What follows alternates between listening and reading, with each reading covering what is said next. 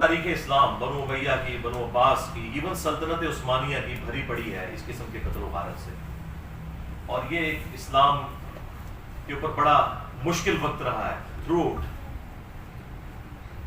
یہ تو اب میڈیا کی برکت سے حقائق لوگوں کے سامنے آنا شروع ہوئے اور ٹالرنس آئی، اور اللہ کے فضل سے ہمارے اس پلیٹ فارم کی برکت سے آج دنیا کے اندر ٹالرنس آ چکی ہے اہل سنت اور اہل تشیع کے ہاں، کہ ہم نے کو ایگزسٹ کرنا ہے اپنے اختلاف رائے کو اپنی جگہ رکھتے ہوئے، لیکن ایک ریڈ لائن کو کراس نہیں کرنا۔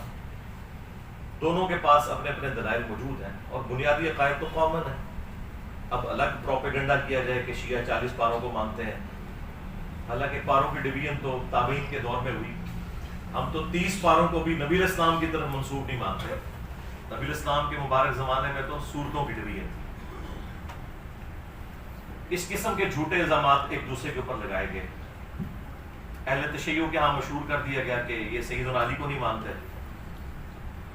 چند ایک لوگوں کی غلطی کی وجہ سے یزید کے حوالے سے مسکنسیپشن پیدا کر دی گئی، حالانکہ اہل سنت 99% یزید سے نفرت کرتے ہیں، لیکن وہ چند ایک لوگ چونکہ میڈیا میں ڈومیننٹ ہو جاتے ہیں، اس کی وجہ سے پھر دوسرے لوگوں کو موقع مل جاتا ہے اور وہ اپنے معاملات کو آگے لے کے اس طریقے سے چلتے ہیں۔ قرآن حکیم میں اللہ تعالیٰ نے اگلی امتوں کا ذکر کرتے ہوئے انبیاء کرام علیہ السلام کا ذکر خیر کیا سورۃ المؤمنون میں، اور اس کے بعد پھر کنکلوژن کرتے ہوئے فرمایا فَتَقَطَّعُوا أَمْرَهُمْ بَيْنَهُمْ زُبُرًا كُلُّ حِزْبٍ بِمَا لَدَيْهِمْ فَرِحُونَ۔ انبیاء کے جانے کے بعد ان کے جو جانشین ہوئے آنے والے لوگ، انہوں نے دین کو ٹکڑے ٹکڑے کر دیا اور آپس میں گروہوں میں بٹ گئے۔ کل حزب بما لدیہم فرحون، ہر گروہ اس کے اوپر خوش ہے جو اس کے پاس ہے۔ یہ سمجھ لیں بالکل ڈیٹو کاپی یہاں پہ ہوئی ہے کہ یہاں پر بھی ہر فرقہ خوش ہے جو اس کے پاس ہے۔ یعنی اہل سنت میں 3 بڑے بڑے فرقے ہیں، بریلوی، دیوبندی، اہل حدیث۔ باقی جو فقہی بنیاد پہ حنفی، شافعی، مالکی، حنبلی وہ تو ہیں، لیکن بہرحال ان میں بھی عقائد کے اعتبار سے جو صوفیانہ عقائد رکھنے والے لوگ ہیں وہ بریلوی اور دیوبندی ہیں، خواہ وہ اپنے آپ کو شافعی کہتے ہوں، مالکی کہتے ہوں، حنفی کہتے ہوں، پوری دنیا میں۔ تو بریلویوں نے اپنا طرح امتیاز بنا لیا کہ جی عشق رسول کا ٹھیکہ ہمارے پاس ہے، ہم یہ ڈیفائن کریں گے کون عاشق رسول ہے اور کون گستاخ رسول ہے۔ دوسری طرف دیوبند نے کہا کہ عظمت صحابہ کا ٹھیکہ ہمارے پاس ہے، ہم بتائیں گے کہ کون عاشق صحابہ ہے اور کون گستاخ صحابہ ہے۔ اور اہل حدیث نے کہا کہ توحید کا ٹھیکہ ہمارے پاس ہے، ہم لوگوں کے بارے میں یہ ڈیفائن کریں گے کہ کون مشرک ہے اور کون موحد ہے۔ اور اہل تشیع نے کہا کہ اہل بیت کی محبت کا ٹھیکہ ہمارے پاس ہے، ہم بتائیں گے کہ کون عاشق اہل بیت ہے اور کون گستاخ اہل بیت ہے۔ کل حزب بما لدیہم فرحون، اور ہر گروہ اس میں خوش ہے جو اس کے پاس ہے، اور وہ کسی ایک بات کو اتنا مضبوطی سے پکڑے ہوئے ہے جو اس کا مضبوط پوائنٹ بھی ہے، یہ ماننے والی بات ہے، اور اس مضبوط پوائنٹ کی وجہ سے جو اس کی کمزوریاں ہیں وہ اس کے پیچھے چھپ جاتی ہیں، اور وہ مضبوط پوائنٹ اتنا بھاری ہے کہ اس کی بنیاد پہ وہ اپنے آپ کو جنتی بھی سمجھتا ہے۔ یعنی اگر آپ بریلویوں سے پوچھیں، وہ کہیں گے جی عشق رسول ہے تو پھر باقی ساری چیزیں اس کے مقابلے میں تھوڑی ہیں، بھلے ہم شرک بھی کرتے رہیں۔ اس طریقے سے دیوبند کہیں گے کہ جی نبی الاسلام کے جانثار ساتھیوں کی برکت سے ہی تو اسلام دنیا میں پھیلا، جب ہم ان کا دفاع کر رہے ہیں تو باقی ساری چیزیں تو ثانوی ہیں۔ اور اہل حدیث نے کہا کہ بھائی جب یہ ساری کائنات بنانے والا اللہ ہے، جب توحید ہمارے پاس آ گئی تو باقی ساری چیزیں ثانوی حیثیت رکھتی ہیں۔ اور اہل تشیع نے کہا کہ محمد اور آل محمد کے بعد تو کوئی چیز نہیں جن کے گھر سے یہ سارا دین بٹا، تو دین کی بنیادیں وہاں پر ہیں، جب ان کی محبت ہمارے پاس آ گئی تو باقی ساری چیزیں ثانوی حیثیت رکھتی۔ تو یہ وہی چیز ہوئی، فَتَقَطَّعُوا أَمْرَهُمْ بَيْنَهُمْ زُبُرًا كُلُّ حِزْبٍ بِمَا لَدَيْهِمْ فَرِحُونَ۔ اور پھر یہ اس لیول کے اوپر دشمنی بڑھی سنی شیعہ کنفلکٹ کی بنیاد کے اوپر کہ سنیوں نے یہ طے کر لیا کہ خواہ ہماری حدیث کی کتابوں میں بھی کوئی بات آئے ہم نے نہیں مانی اگر وہ اہل تشیع کو سپورٹ کرتی، اور اہل تشیع نے بھی یہ طے کر لیا کہ ہمارے اصول محدثین کے اوپر جو روایتیں درست ہیں اگر وہ کسی اعتبار سے سنیوں کے کسی پوائنٹ آف ویو کو سپورٹ کرتی ہیں تو ہم نے ان کو ریجیکٹ کر دینا ہے اور اس کے حوالے سے ہنگامہ کھڑا کر دینا ہے۔ اب چونکہ ہمارا یہ پلیٹ فارم اہل سنت پلیٹ فارم ہے، اس میں کوئی شک نہیں ہے، اور ظاہر ہے کہ دنیا میں 85% اہل سنت ہے، اور زیادہ تر تو میں اہل سنت کے حوالے سے ہی روایتیں پیش کرتا ہوں۔ باقی جو قرآن ہے ظاہر ہے وہ تو اہل سنت اہل تشیع کے ہاں کامن ہے۔ اہل سنت کے ہاں جو اس بڑے لیول کی خرابی آئی کہ انہوں نے جان بوجھ کر سنت چیزوں کو بھی نہ صرف گمراہی بنا کر پیش کیا بلکہ جہنمیوں کی علامت بتا دیا۔ اس کے اوپر میں اب گھنٹوں صرف اسی ٹاپک پہ بول سکتا ہوں۔ یہ آج کی جو گفتگو ہے نا، ہو سکتا ہے میں 2-2.5 گھنٹے بولوں، لیکن یہ میں اگر 2-3 دن بھی بولتا ہوں نا مسلسل، تو یہ ساری کی ساری گفتگو گھنٹوں کے اوپر محیط، وہ بھی سارے ٹاپک کو کور نہیں کرے گی۔ اس کے حوالے سے میں نے ایک ریسرچ پیپر لکھ دیا، انشاءاللہ میں اس کا تعارف بھی آپ کو کروا دوں گا۔ بہرحال یہ دشمنی اس لیول پہ گئی ہے کہ ایک دوسرے کے نام رکھنا، ایک دوسرے کے جو دلائل ہیں انہیں ریجیکٹ کر دیں، بھلے وہ اپنی کتابوں سے نکلیں۔ اس کی آپ کو میں ایک نمائندہ مثال دیتا ہوں، وہ کالا لباس پہننا۔ سنیوں کے بچے کو یہ رٹایا گیا کہ یہ کالا لباس جو ہے یہ جہنمیوں کا لباس ہے، نعوذ باللہ من ذالک۔ اور پوچھیں یہ لکھا کہاں ہوا ہے، کس حدیث کی کتاب میں لکھا ہوا ہے؟ تو وہ یہ کہیں گے کہ علماء فرماتے ہیں۔ اگر علماء فرما رہے ہیں تو اس کا مطلب ہے کہ اگر علماء غداری کر رہے ہیں اگر یہ حدیث کی کتابوں میں نہیں لکھا ہوا ہے۔ اسی کو تو ہم نے عرض کیا ہے کہ مرنے سے پہلے اے مسلمان کر لے اس پہ غور، کتابوں کا خدا اور ہے، بابوں کا خدا اور ہے۔ اگرچہ بابے بھی اسی خدا کو مانتے تھے لیکن انہوں نے تعلیمات اپنی دی ہیں۔ اللہ کے محبوب صلی اللہ علیہ وآلہ وسلم کو جو اللہ عز و جل نے تعلیمات دی تھی وہ انہوں نے اس سے کچھ ڈال دی، اپنی خرافات کو انہوں نے دین بنا کے پیش کیا۔ اس لیے ہم کہتے ہیں کہ وہ خدا اور ہے۔ یہ ان معنوں میں نہیں ہے کہ کوئی وہ کسی اور خدا کی پوجا کرتا ہے، خدا تو سب کا ایک ہے۔ ہندو اسے بھگوان کہتے ہیں، کرسچن اسے گاڈ کہتے ہیں، ہم اسے اللہ کہتے ہیں، خدا کہتے ہیں، سپر نیچرل ایجنسی کہہ دیتے ہیں، سپریم بینگ کہہ دیتے ہیں، سپر نیچرل اتھارٹی کہہ دیتے ہیں۔ کوئی بھی لفظ اس کے لیے استعمال کریں جو اچھی کوالٹیز والے الفاظ ہیں، تو خدا تو سب کا ہے۔ تو یہ تعلیمات انہوں نے بدل دی۔ کیا انہیں یہ نہیں پتا تھا کہ صحیح مسلم کے اندر موجود ہے کہ نبی صلی اللہ علیہ وآلہ وسلم کی وفات کے بعد اسماء بنت ابی بکر نے ایک کسروانی طیالسی کالا جبہ نکالا۔ کسروانی یعنی پرشین امپائر کا، وہ کالا ہی ہوا کرتا تھا جس طرح سندھی اجرک ریڈ ہوتی ہے، اور اس کے اوپر گوٹ بھی لگی ہوئی تھی۔ انہوں نے کہا کہ یہ نبی صلی اللہ علیہ وآلہ وسلم کا جبہ مبارک ہے، آپ صلی اللہ علیہ وآلہ وسلم اسے پہنا کرتے تھے اور ہم اس کا دھون مریضوں کو شفا کے لیے پلاتے ہیں۔ جو صحیح تبرک ہے، نبی صلی اللہ علیہ وآلہ وسلم کا اپنا کرتا مبارک، جبہ مبارک کالا جبہ تھا جو آپ علیہ السلام پہنا کرتے تھے۔ پھر صحیح مسلم کے اندر جو حدیث موجود ہے، حدیث قصہ جسے کہا جاتا ہے، جو سنی اور شیعہ دونوں کے ہاں کامن ہے، مشہور حدیث، اور اس کی راویہ بھی ہماری ماں سیدہ عائشہ سلام اللہ علیہا ہیں۔ وہ کہتی ہیں کہ نبی صلی اللہ علیہ وآلہ وسلم اپنے گھر سے اس حال میں برآمد ہوئے کہ آپ نے ایک منقش چادر کالے رنگ کی اوڑھی ہوئی تھی جس کے اوپر اونٹ کے کجاموں کی مانند ڈیزائن بھی بنے ہوئے تھے، جس کی وجہ سے یہ ہماری نعتیں لکھی جاتی ہیں کالی کملی والے. تو چٹی کملی والے کیوں نہیں کہتے؟ یہ تو جہنمیوں کا لباس نہیں ہے. نہ تو میں نہیں خیال آیا. تو یہ تو مسلم شریف میں تھا. اور ام عائشہ کہتی ہیں کہ نبی علیہ السلام نے وہ چادر اوڑھی ہوئی تھی, اتنے میں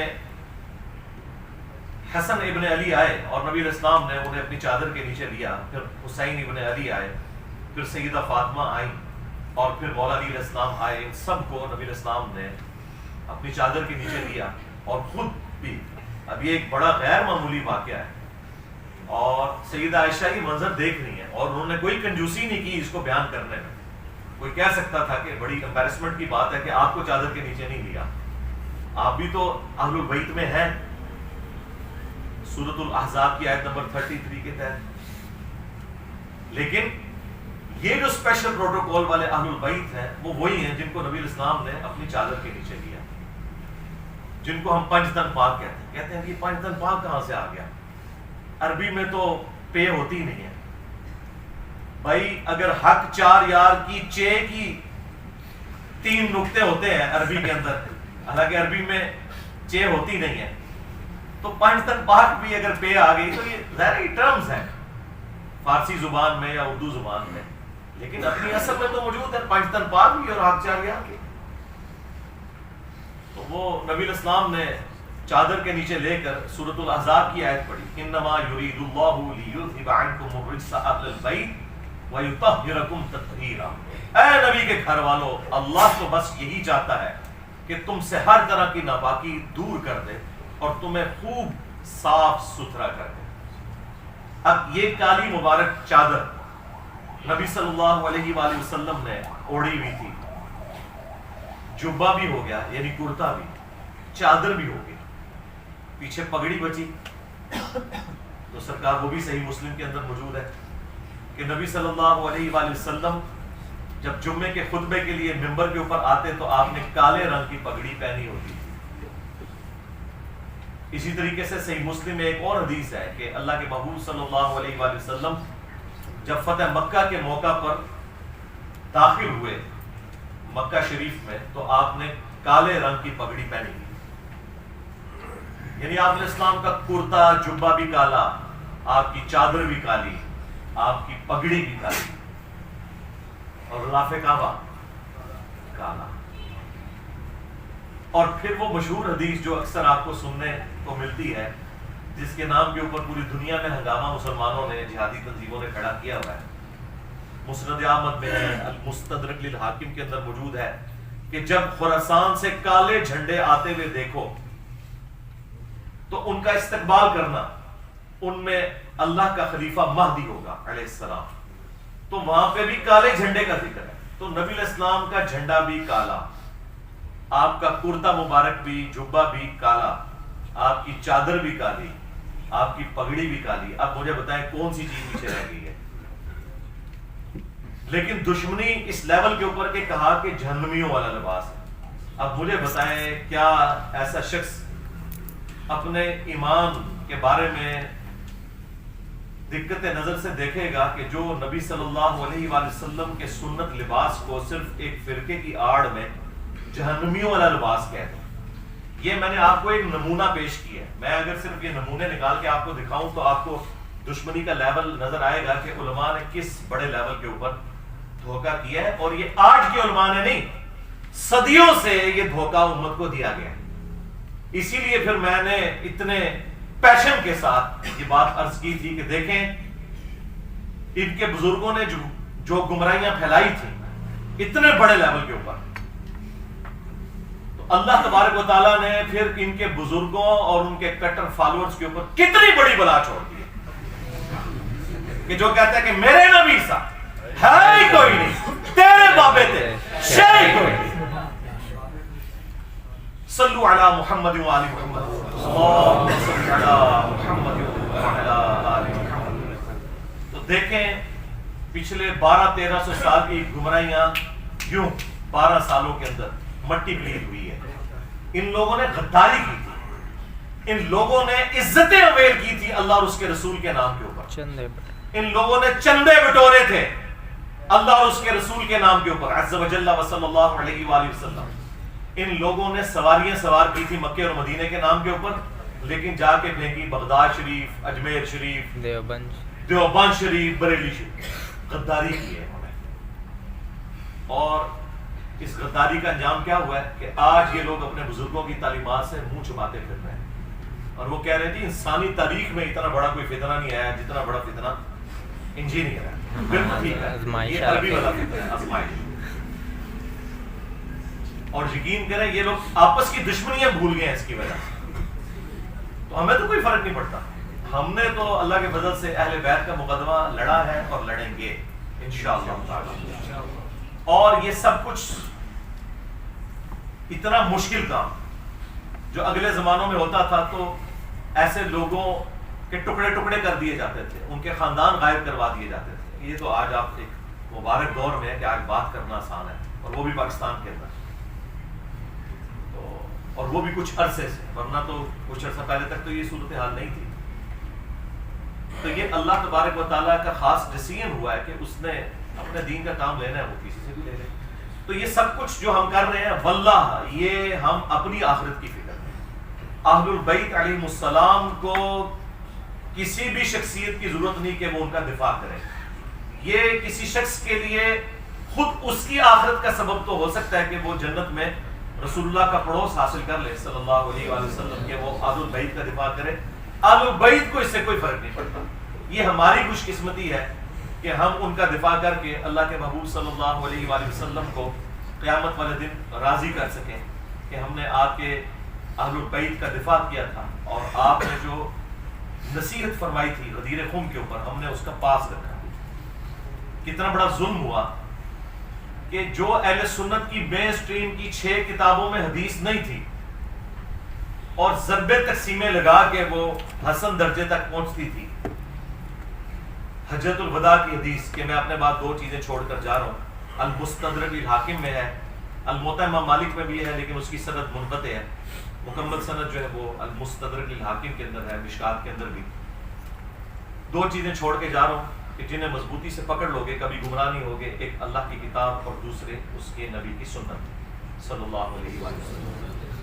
اب یہ حدیث ہماری یہ 6 مین کتابیں جو ایگریڈ اپان ہے، کتب 6 بخاری اور مسلم صحیحین، اور 4 کتابیں سنن اربع کی ترمذی، ابو داؤد، نسائی، ابن ماجہ، ان میں یہ روایت ہی نہیں تھی.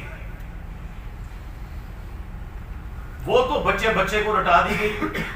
اور جو روایت صحیح مسلم کے اندر تھی اوپر تلے 4 احادیث غدیر خم کی، وہ ہمارے علماء کو بھی نہیں پتا تھی. میرے دنیا میں چھوڑے جانے سے پہلے کتنے علماء ہیں جنہوں نے کبھی یہ روایت اہل سنت کے پلیٹ فارم سے بیان کی؟ اکا دکا لوگوں. ڈاکٹر طاہر القادری صاحب یا ہمارے استاد مولانا اسحاق صاحب رحمہ اللہ تعالی. باقی تو سارے کے سارے لوگ جو ہیں وہ قرآن و سنت لے کے چلے، اور وہ بھی وہ روایت جو ان 6 کتابوں میں نہیں تھی، جو 6 کتابوں میں مسلم شریف کے اندر تھی، صحیحین ٹاپ کی 2 کتابوں میں اوپر تلے 4 احادیث غدیر خم کی 6225 سے لے کر 6228 تک. یہ جو 4 احادیث جو مشکات کے اندر بھی موجود ہیں، مسند احمد میں بھی، جامع ترمذی میں بھی، وہ چھپا کے رکھی گئی. اور یہ جو خطبہ غدیر کا ہے یہ نبی صلی اللہ علیہ وآلہ وسلم کہ حجۃ الوداع کے بعد کا خطبہ ہے، یہ اسے بھی سپرسیڈ کرنے والا ہے. اور آپ علیہ السلام کی وفات سے چند مہینے پہلے جب آپ حج کر کے مکے سے مدینے کی طرف واپس آ رہے تھے تو راستے میں پانی کے لیے خم نامی گاؤں پہ پڑاؤ کیا 18 ذوالحجہ 10 ہجری کو. اور نبی صلی اللہ علیہ وآلہ وسلم کے لیے اونٹ کے پالان کا منبر بنایا گیا. اور زید ابن ارقم روایت کرتے ہیں جب چند تابعین ان کو ملنے آئے کہ بھئی آپ نے تو نبی اسلام کے ساتھ اتنا وقت گزارا ہے، اتنی نمازیں پڑھی ہیں، تو کوئی بات جو خاص بات رسول اللہ کی نصیحت آپ کو یاد ہو. تو انہوں نے کہا پھر سنو. چونکہ بنو امیہ کا دور تھا اور سیدنا علی کے اوپر ممبروں سے سب و شتم کا سلسلہ جاری تھا، تو انہوں نے ڈھونڈ کے غدیر خم کی حدیث سنائی. انہوں نے کہا کہ اگر میں کوئی چیزیں سکپ کر دوں تو یہ سمجھ لینا میرا بڑھاپا ہے. البتہ مجھے یہ ایک نصیحت یاد ہے کہ نبی اسلام نے غدیر خم کے موقع پر اپنی وفات سے چند مہینے پہلے ایک خطبہ دیا، انتہائی بلیغ خطبہ. اس کے الفاظ ہی کنکلوڈنگ ہے: اے لوگوں آگاہ ہو جاؤ، میں بھی ایک انسان ہوں، قریب ہے کہ اللہ کا قاصد یعنی موت کا فرشتہ میرے پاس آئے اور میں اس کی دعوت قبول کر لوں. میں اپنے بعد تم میں 2 بھاری چیزیں چھوڑ کر جا رہا ہوں. ان میں سے پہلی چیز اللہ کی کتاب ہے، اس میں ہدایت ہے، اس میں نور ہے. یہ اللہ کی رسی ہے جو قرآن میں ہے نا، وَاعْتَصِمُوا بِحَبْلِ اللَّهِ جَمِيعًا وَلَا تَفَرَّقُوا. تم سب کے سب مل کر اللہ کی رسی کو مضبوطی سے پکڑ لو اور فرقوں میں مت بڑھو. یہ اللہ کی رسی ہے، جو اسے پکڑے گا وہ ہدایت پر ہوگا، جو چھوڑ دے گا وہ گمراہ ہو جائے گا. اور پھر نبی علیہ السلام ترغیب دلاتے رہے: اللہ کی کتاب، اللہ کی کتاب، اللہ کی کتاب. اور پھر فرمایا دوسری بھاری چیز میرے اہل البیت ہے. میں اپنے اہل البیت کے معاملے میں تمہیں اللہ کا خوف دلاتا ہوں. میں اپنے اہل البیت کے معاملے میں تمہیں اللہ کا خوف دلاتا ہوں. میں اپنے اہل البیت کے معاملے میں تمہیں اللہ کا خوف دلاتا ہوں. 3 دفعہ فرمایا. لیکن امت بالکل الٹ چلی، نہ قرآن کو پکڑا عقیدوں کے لیے اور نہ اہل البیت کو زندہ چھوڑا. نبی علیہ السلام کو قبر مبارک میں گئے، صرف 50 سال گزرے ہیں اور آپ کی پوری اولاد ذبح کر دی. تو آپ سمجھتے ہیں کہ یہ کربلا بھلا دی جائے گی؟ نہیں، کربلا قیامت تک آپ کو ہانٹ کرے گی. اور ہماری ویڈیوز کے بعد تو اب آپ بھول جائیں کہ کوئی شخص جو ہے وہ اس غم حسین کو مٹا سکتا ہے. یہ سوگ حسین نہیں ہے، سوگ 3 دن ہوتا ہے، یہ غم حسین ہے. یہ اسی طریقے سے جاری رہتا ہے. غم حمزہ نہیں ختم ہوا. صحیح بخاری میں حدیث ہے، فتح مکہ کے موقع پر حضرت بلال حبشی نے لا کر پیش کر دیا واشی کو حضور کے سامنے کہ چلے جہاں باقیوں کی معافی ہو رہی ہے اس کی بھی ہو جائے. آپ علیہ السلام نے نگاہ اٹھا کے دیکھا، واشی، جی رسول اللہ. قاتل حمزہ، جی رسول اللہ. واشی تیرا اسلام قبول ہے، لیکن کیا تو ایسا کر سکتا ہے کہ تو مجھے اپنی شکل نہ دکھانا؟ پوری زندگی پھر واشی نے نبی علیہ السلام کا سامنا نہیں کیا. مسلمان صحابی اور شخصیت کون ہے؟ حریص علیکم بالمؤمنین رؤوف الرحیم.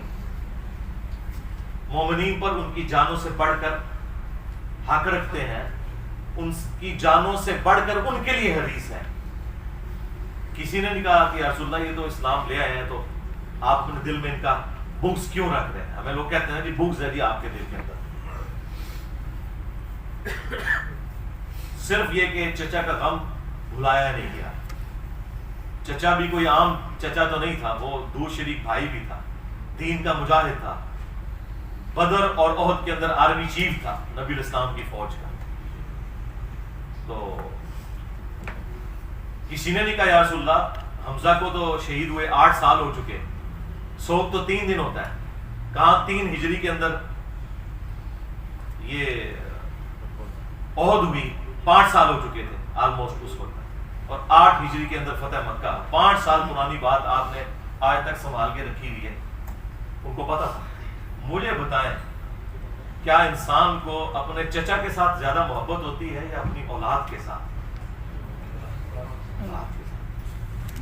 پھر اولاد بھی وہ اولاد کہ بخاری میں حدیث موجود ہے، ابو داؤد کے اندر موجود ہے کہ نبی علیہ السلام اللہ کے حضور عرض کرتے کہ اے اللہ، ابراہیم علیہ السلام اپنے 2 بیٹوں اسحاق اور اسماعیل کو جن کلمات کے ذریعے تیری پناہ میں دیتے تھے، میں اپنے 2 بیٹوں حسن و حسین کو انہی کلمات کے ذریعے تیری پناہ میں دیتا ہوں.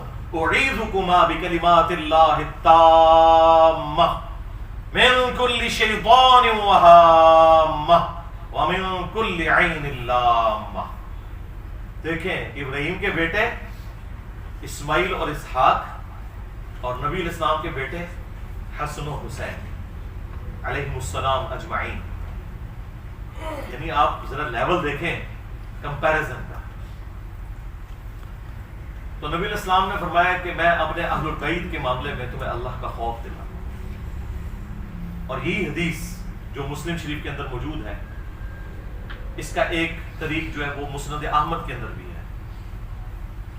اس میں پھر یہاں تک الفاظ ہے کہ نبی علیہ السلام نے اپنے حق ولایت کا ذکر کیا، النبی اولا بالمؤمنین من انفسہم وازواجہ امہاتہم، نبی مومنین کی جانوں سے بڑھ کر ان پر حق رکھتے ہیں، اور نبی کی بیویاں امت کی مائیں ہیں۔ یہ آیت کوٹ کر کے آپ نے فرمایا کہ کیا میرا حق ولایت تم تسلیم کرتے ہو اپنے اوپر، یعنی میں تمہاری جانوں سے بڑھ کر تم پر حق رکھتا ہوں؟ تو سب نے کہا بلا یا رسول اللہ۔ تو پھر آپ علیہ السلام نے مولا علی کا ہاتھ پکڑا اور یوں فضا میں بلند کیا صحابہ کے درمیان، من کنت مولاہ فہذا علی مولا۔ پھر جس جس کا مولا، جس جس کا جگری یار، جس جس کا آقا، جس جس کا سرپرست میں ہوں، اس کا سرپرست علی۔ اور پھر اسی حالت میں کہا کہ اے اللہ اس سے محبت رکھ جو علی سے محبت رکھے، اس سے دشمنی رکھ جو علی سے دشمنی رکھے۔ اور اس کی اصل تو اس حدیث میں بھی موجود ہے جو مسلم شریف میں ہے کہ علی سے محبت نہیں رکھے گا مگر مؤمن، علی سے بغض نہیں رکھے گا مگر منافق۔ اور بڑے رقت انگیز الفاظ ہیں، مولا علی نے خود روایت کی حدیث، وہ کہتے ہیں کہ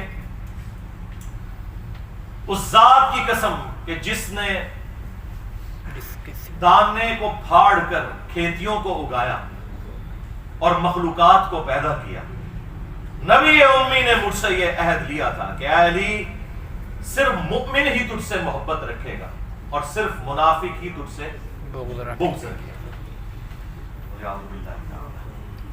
تو اب یہ آپ دیکھ لیں، یہ وہ چیزیں تھیں جو پھر بھلا دی گئیں، اور اس کا رزلٹ آج سنی شیعہ کنفلکٹ، قتل و غارت کی شکل میں، دشمنی کی شکل میں، ایک دوسرے کو کافر کہنے اور گمراہ کہنے اور جہنمی کہنے کی شکل میں ہمارے سامنے آ چکا ہے۔ اب یہ ٹاپک اتنا لمبا ہے کہ میں اس کے اوپر فی البدی بھی